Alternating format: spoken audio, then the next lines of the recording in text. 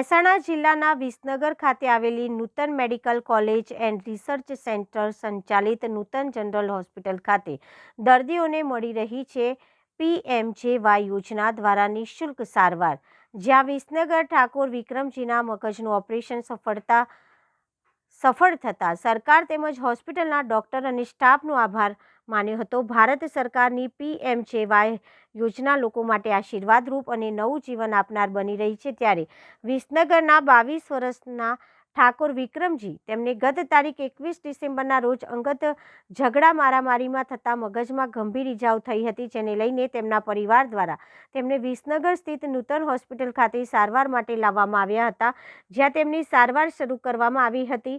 નૂતન હોસ્પિટલના neurosurgeon doctor Sandeep પટેલના જણાવ્યા મુજબ દર્દીને મગજના ભાગ પર ગંભીર ઇજાઓ થઈ હતી અને ઓપરેશનની તાતી જરૂરિયાત હતી, પરંતુ તે વખતે દર્દી પાસે PMJY કાર્ડ પણ નહોતું, ત્યારે હોસ્પિટલના ડોક્ટર અને નૂતન હોસ્પિટલના ચેરમેન પ્રકાશ પટેલે દર્દીની વારે આવ્યા અને દર્દીનું PMJY કાર્ડ તાત્કાલિક બને એવી તજવીજ હાથ ધરાઈ હતી। કાર્ડ આવતા પછી ઓપરેશનની મંજૂરી માટે 3 દિવસ જેટલો સમય લાગ્યો, ત્યારે નૂતન હોસ્પિટલ દ્વારા માનવતાવાદી અભિગમ અપનાવીને દર્દી પાસે ઓપરેશન અગાઉની સારવારનો કોઈ પણ ચાર્જ લીધો ન હતો।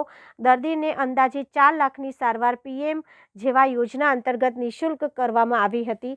દર્દીના પિતા મુકેશજી ઠાકોરના જણાવ્યા મુજબ અહીં બિલકુલ મફતમાં સારી સારવાર મળી છે અને મારા દીકરાનો જીવ બચ્યો છે, જે બદલ તેમને વડાપ્રધાન નરેન્દ્ર મોદી, ગુજરાત સરકાર તેમજ મુખ્યમંત્રી ભૂપેન્દ્ર પટેલનો તેમજ નૂતન જનરલ હોસ્પિટલ તથા ચેરમેન પ્રકાશ પટેલનો આભાર માન્યો હતો। આમ નૂતન હોસ્પિટલના માનવતાવાદી અભિગમના કારણે દર્દીને નવું જીવન મળ્યું હતું।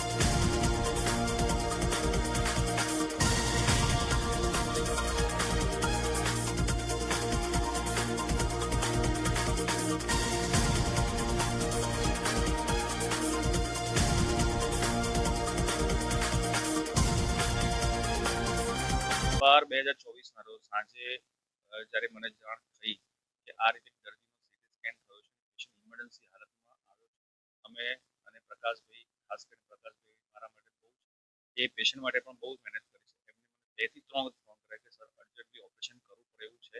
હું અહીંયા જ હતો. અહીંયા ઓપરેશન કરવા માટે જ્યારે આવ્યો, દર્દીની હાલત બહુ જ ગંભીર હતી. દર્દી ભાન અવસ્થામાં હતો. એને તાત્કાલિક ઇમરજન્સી ટીમ દ્વારા ઇન્ટ્યુબેશન મોઢાના અંદર નળી મૂકીને શ્વાસોચ્છ્વાસ માટે મૂકી દેવામાં આવ્યો.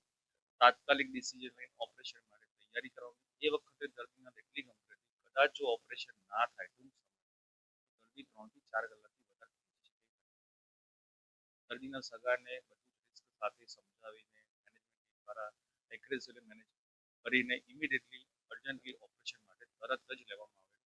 ઓપરેશન દ્વારા મોટો જમણી બાજુ આગળના અને સાઈડના ભાગમાં અરાઉન્ડ 4 સેન્ટીમીટર, જેના કારણે મગજ ઉપર પ્રેશર આવી ગયું. તરત તાત્કાલિક એ રિલીઝ કરવામાં આવ્યું. ઓપરેશન કર્યા પછી દર્દીને આઈસીયુમાં શિફ્ટ કરવામાં અને 2-3 દિવસમાં ભાનમાં આવી પણ ગયો. ધીરે ધીરે દર્દી 5 દિવસ પછી પ્રોપર ભાનમાં આવતા પેશન્ટનું વેન્ટિલેટર મશીન કરવામાં આવ્યું હતું. અને ધીરે ધીરે દર્દી અત્યારે આજની કન્ડિશનમાં ભાન અવસ્થામાં છે. કોઈ પણ પ્રકારનું ઓક્સિજન ચાલુ નથી અને આપણી વાતો પણ સમજે છે, સાથે વ્હીલચેરમાં ફરે પણ છે, ઊભો ચાલતો પણ. થોડા સમય ફિઝિયોથેરાપી પછી દર્દી એકદમ સજાગ થઈ જશે. આશરે જો અમે પ્રાઇવેટ પ્રેક્ટિસમાં સમજીએ તો આ પ્રમાણે આ દર્દીનો ખર્ચ લગભગ 4 લાખ જે અહીંયા ટોટલી ફ્રી ઓફ કરવામાં. મારું નામ મુકેશજી કરચનજી ઠાકોર, ગામ વિસનગર, કડાદરાજી રહેવાસી. આ મારો વિક્રમ મારો દીકરો થાય. માતાની ઈજા થઈ. માતાની ઈજા ખૂબ ખૂબ પરિસ્થિતિ અને ગંભીર ઈજાથી નૂતન હોસ્પિટલ મેં દાખલ કર્યા. નૂતન હોસ્પિટલ દાખલ કર્યા. કોઈ સારવાર રૂપિયો લીધા વગર પ્રકાશભાઈ સાહેબનો ખૂબ આભાર. એને ઓપરેશન સારી સફળ બન્યું અને જેથી કરીને નરેન્દ્ર મોદીનો આયુષ્માન કાર્ડ કાઢ્યું. એ પણ અમે ખૂબ આભાર માનીએ છીએ. નરેન્દ્ર મોદી ખૂબ આભાર માનીએ છીએ વડાપ્રધાનનો, જેથી કરીને એમાં ગરીબ પરિસ્થિતિઓને આવી સારવાર મળે એ બદલ હું ખૂબ આભાર માનું છું. અને ગુજરાતના મુખ્યમંત્રી નરેન્દ્ર મોદી સાહેબ, ગુજરાતના મુખ્યમંત્રી વડાપ્રધાન તારીખ 21/12/2024 રોજ નૂતન જનરલ હોસ્પિટલની અંદર સાંજના સમયે વિક્રમજી મુકેશજી ઠાકોરને ખૂબ જ ગંભીર હાલતમાં લાવવામાં આવ્યા હતા.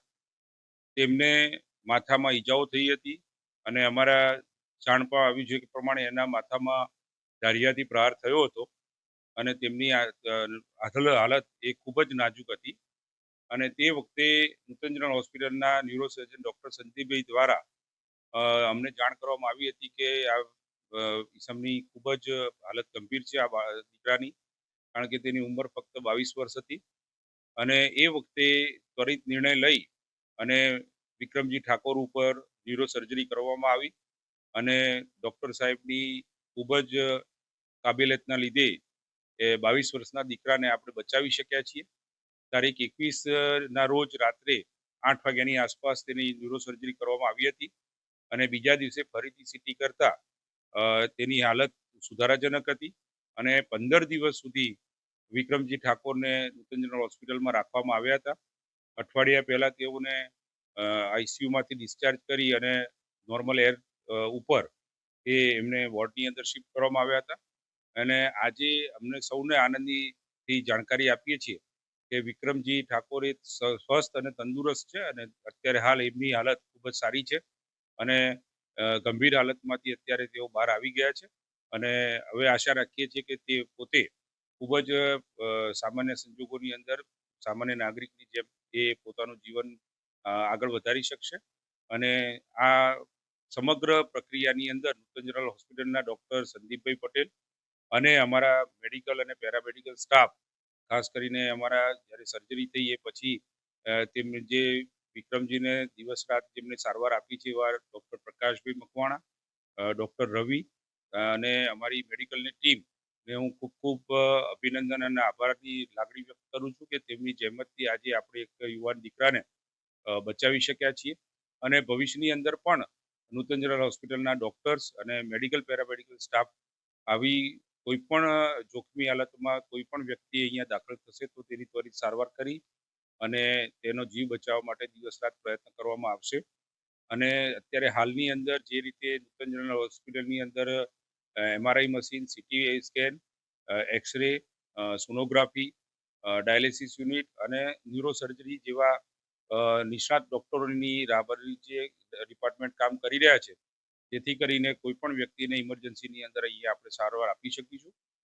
ટૂંક જ સમયની અંદર આપણે સૌ જાણીએ છીએ એ પ્રમાણે કેથલેબનું પણ ઉદ્ઘાટન આપણે કરવા જઈ રહ્યા છીએ અને સરકારશ્રીની નવી SOP પ્રમાણે આવનારા દિવસોમાં આપણા નાગરિકને કોઈ પણ જાતનું કાર્ડિયાક એરેસ્ટ આવે તો એની એન્જિયોગ્રાફી અને એન્જિયોગ્રાફી સારામાં સારા મશીન દ્વારા અને નિષ્ણાત ડૉક્ટર દ્વારા થાય તેનું પણ આયોજન કરેલું છે અને ટૂંક સમયમાં આ સેન્ટરને પણ આપણે ઉદ્ઘાટન કરી અને લોકો કલ્યાણ માટે કાર્યરત કરવા જઈ રહ્યા છીએ.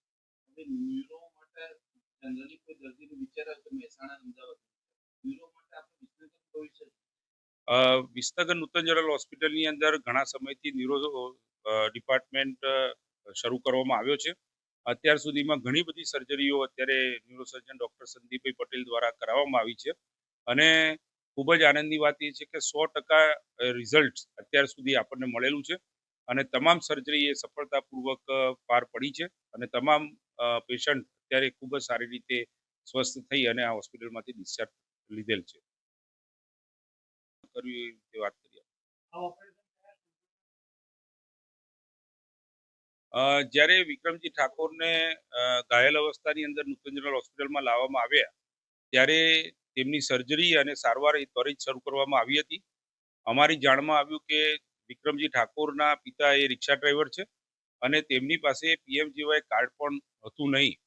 તેવા સંજોગોમાં ત્વરિત નિર્ણય લઈ અને આપણે તેમની સારવાર શરૂ કરવામાં આવી હતી અને તેમના તમામ ડોક્યુમેન્ટ એકત્રિત કરી અને PMJY કાર્ડ માટે પણ પ્રોસિજર હોસ્પિટલ દ્વારા કરવામાં આવી, જેમાં અરજી કર્યા પછી 4 દિવસ પછી તેમનું કાર્ડ મંજૂર થઈને આવ્યું હતું અને ત્યારબાદ એમની જે સર્જરી કરવામાં આવી અને જે સારવાર કરવામાં આવી તેનો ખર્ચ એ આપણે આ કાર્ડની અંદર આવરી લેવાતા ન હોવાથી તેમની ઉપર આર્થિક ભારણ ન પડે તે માટે હોસ્પિટલમાંથી બને તેટલી મદદ કરવાનો નિર્ણય મેનેજમેન્ટ દ્વારા લેવામાં આવ્યો છે અને કાર્ડ બની ગયા પછી જ્યારે બાકીની સારવાર માટે આપણે એપ્લાય કર્યું ત્યારે લગભગ 3 દિવસ પછી એની મંજૂરી મળી છે અને ત્યારબાદ ત્યારનો ખર્ચ એ અમને PMJY કાર્ડ દ્વારા સરકારશ્રીની યોજના દ્વારા હોસ્પિટલને ચૂકવવામાં આવશે.